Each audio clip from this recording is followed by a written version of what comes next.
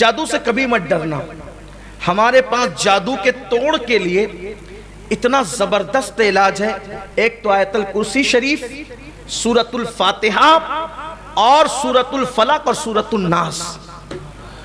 مگر بس اتنی بات ہے، چائے کی لذت اسی زبان کو اچھی لگتی ہے جس زبان کو ٹائیفائڈ کا مرض نہ ہو. بے شک.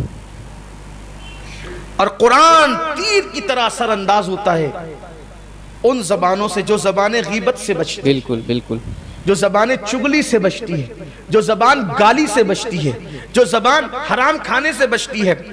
آپ کو کوئی ضروری نہیں ہے کہ مولانا صاحب پڑھیں گے تو ہی قرآن اثر کرے گا، قاری صاحب پڑھیں گے تو ہی قرآن اثر کرے گا، سید صاحب پڑھیں گے تو ہی قرآن اثر کرے گا. نہیں، قرآن سب کی کتاب ہے. وَنُنَزِّلُ مِنَ الْقُرْآنِ مَا هُوَ شِفَاءٌ وَرَحْمَةٌ لِّلْمُؤْمِنِينَ کہ قرآن مومنوں کے لیے شفا ہے، مومنوں کے لیے رحمت ہے. قرآن میں اللہ نے شفا رکھا ہے، رحمت ہے. یہ بس کوئی مومن بن جائے. اور مومن کون ہے؟ دیکھو آگئی بات، کس کے لیے قرآن رحمت ہے؟ وَرَحْمَةٌ لِّلْمُؤْمِنِينَ قرآن مومنوں کے لیے رحمت ہے. مومن کون ہے؟ اللہ کے رسول علیہ السلام فرماتے ہیں جس کی زبان سے اور جس کے ہاتھ سے دوسرے لوگ محفوظ رہے وہ ہے مسلم. جس کی زبان سے اور جس کے ہاتھ سے اور لوگ محفوظ رہے وہ کون ہے؟ مومن. اس سے بڑا مرتبہ ہے مومن. مومن کون ہے؟ جو اپنے ہاتھ اور زبان سے کسی کو تکلیف نہ پہنچائے وہ کون ہے؟ مسلم. اور مومن وہ ہے جو ستانے والوں کو بھی دعا دے، بے شک، جو ظلم کرنے والوں کو بھی معاف کر دے، وہ ہے مومن. قرآن رحمت ہے ان کے لیے، اور وہ پڑھ دے تو شفا ہو جائے.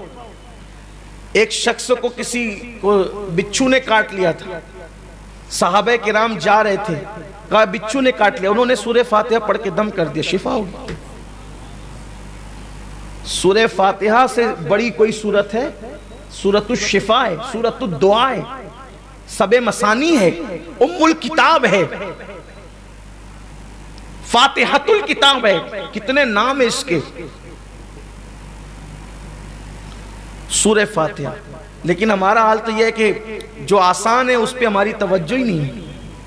آقا فرماتے ہیں اگر اللہ امت محمدیہ کو ہلاک کرنا چاہتا تو نہ کبھی فاتحہ دیتا نہ کبھی ماہ رمضان دیتا. کیا میں اپنے ذوق کے مطابق کہہ رہا ہوں، اگر ہلاک کرنا چاہتا تو اللہ اس قوم کو کبھی فاتحہ سے مراد سورت فاتحہ کبھی نہ دیتا. پتا چلا جہاں فاتحہ ہوگی وہاں کبھی ہلاکت نہیں ہوگی. اور 1857 کے بعد والے پورے قرآن میں کسی سے نہیں چڑھتے، وہ فاتحہ سے ہی چڑھتے ہیں. الفاتحہ کہو تو تکلیف، فاتحہ پڑھو تو تکلیف، قبر پہ الفاتحہ تو تکلیف، اذان سے پہلے الفاتحہ تو تکلیف، نماز کے بعد الفاتحہ تو تکلیف. اور حضور فرما رہے کہ اگر اللہ اسے ہلاک کرنا چاہتا فاتحہ اس قوم کو نہ دیتا. تو فاتحہ کیا ہے؟ مفتاح الکتاب ہے یہ فاتحہ، سورۃ الفاتحہ. ہم بھی پڑھتے ہیں تو پھر یہ الفاتحہ سے جھگڑا کیوں کرتے ہو؟ اور یہ سورہ فاتحہ کی شان ہے، سورہ فاتحہ کی شان ہے کہ سورہ فاتحہ کو جب جس نیت سے پڑھو اللہ اس مقصد کو فوراً پورا فرما دیتا. سبحان اللہ، سبحان اللہ، بے شک. اگر کوئی بہت زیادہ ڈنگ ڈانگ کرتا ہے اس کا چہرہ دیکھ کر کے اس نیت سے سورہ فاتحہ پڑھ لو کہ یہ نرم ہو جائے، وہ نرم ہو جائے گا، یہ مسخر ہو جائے. یہ بات ہے. سورہ فاتحہ کو سمجھا کیا ہے؟ بیماریاں بھی اس سے جاتی ہیں، بلائیں بھی اس سے جاتی ہیں. بارش نہیں ہو رہی ہو سورہ فاتحہ لکھ کر اس کا ایک طریقہ ہے، وہ عمل کرو، بارش ہوتی ہے. سورہ فاتحہ کی بڑی برکت. اور اسی لیے تو پورا قرآن نازل ہوا، شیطان نہیں رویا. پورا قرآن نازل ہوا، شیطان نہیں رویا. قل هو اللہ ہی نہیں رویا، اقرا ہی نہیں رویا، بقرہ ہی نہیں رویا، سورہ طارق ہی نہیں رویا، سورہ یوسف ہی نہیں رویا وہ. لیکن جب فاتحہ آئی تو رویا. دو مقام پہ بہت رویا، زبردست رویا. کب رویا؟ جب سورہ فاتحہ نازل ہوئی تب رویا.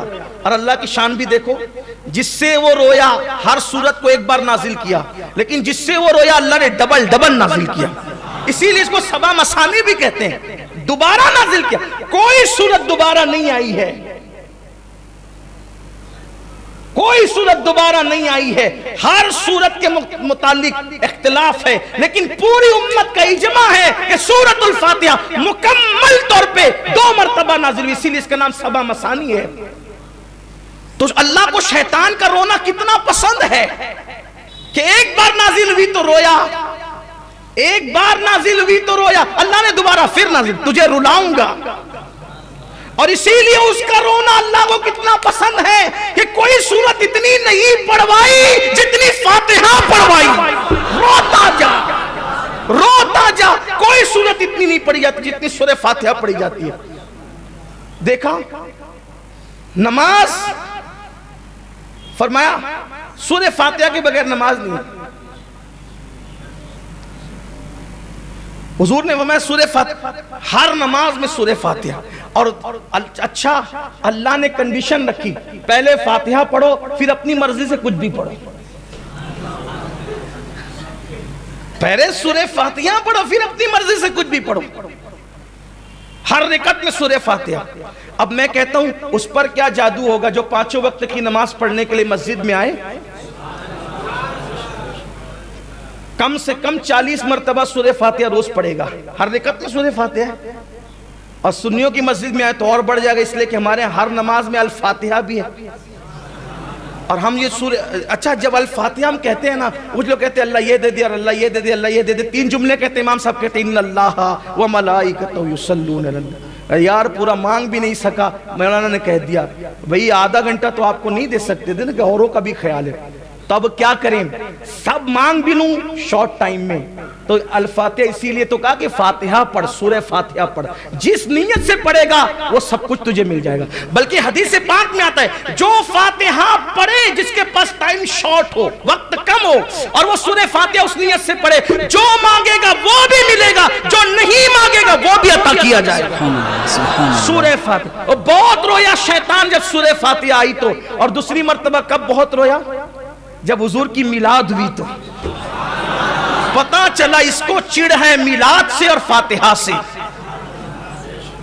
اس کو چڑے میلاد سے اور فاتحہ سے. پھر سنیوں نے اس دن سے ٹھان لیا شیطان جی اگر آپ کو تکلیف ہے میلاد اور فاتحہ سے, ہم کچھ کریں نہ کریں فاتحہ بھی کرتے رہیں گے, میلاد بھی کرتے رہیں, حشر تک ڈالیں گے ہم پیدائش مولا کی دھوم, مثل فارس نجد کے قلعے گراتے جائیں گے, خاک ہو جائے عدو جل کر مگر ہم تو رضا, دم میں جب تک دم ہے ذکر ان کا سناتے جائیں گے.